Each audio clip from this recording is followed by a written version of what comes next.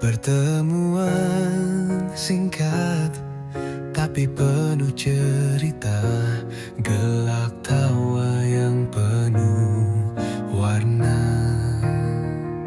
Penat kerja hilang bila bersama, suara nyaring kau takkan kami lupa. Tapi angin berubah tanpa suara, senyap-senyap kau susun langkah, meninggalkan kami demi cita-cita. Yang penting dah dapat baru cerita, macam pindah rumah dekat Melaka. Jangan lupa kami bila kau di sana, di tempat baru udara berbeza. Ingat kenangan semasa bersama, plan murah terbaik semua kau ada. Mungkin tak sama suasana di sana, tapi kawan tetap selamanya.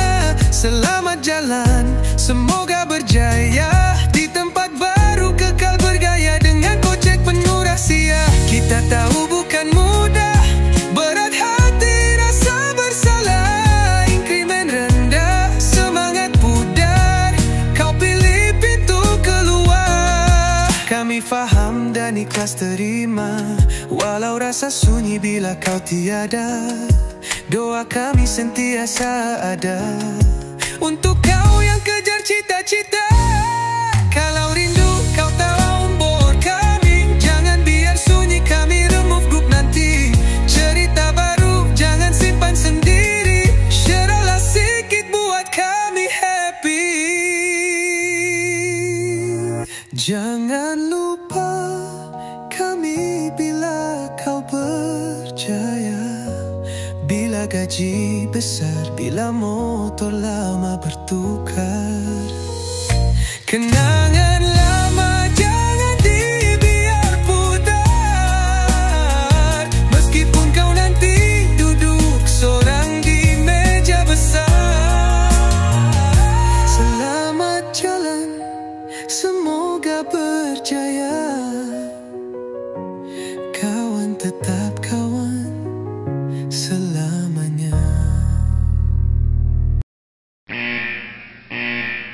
Ini adalah cara macam mana saya buat lagu ni. Mula-mula saya pakai ChatGPT untuk dapatkan struktur lagu. Jadi saya minta lah ChatGPT ni untuk buat satu lagu perpisahan tentang kawan saya ni dan sebagainya, panjang stage cerita dia.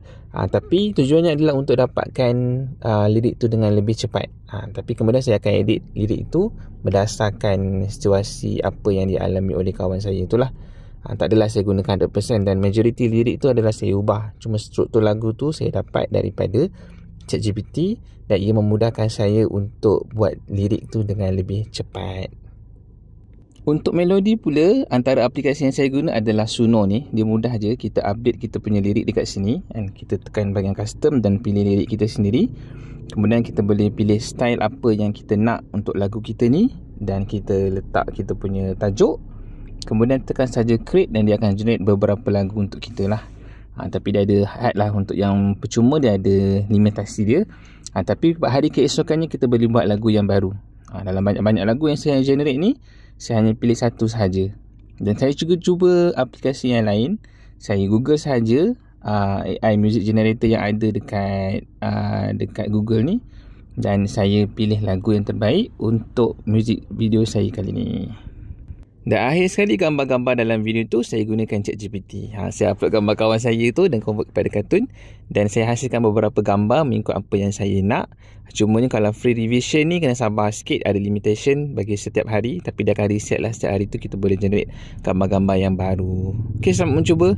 Semoga bermanfaat. Jangan lupa tekan button subscribe, like dan share. Assalamualaikum.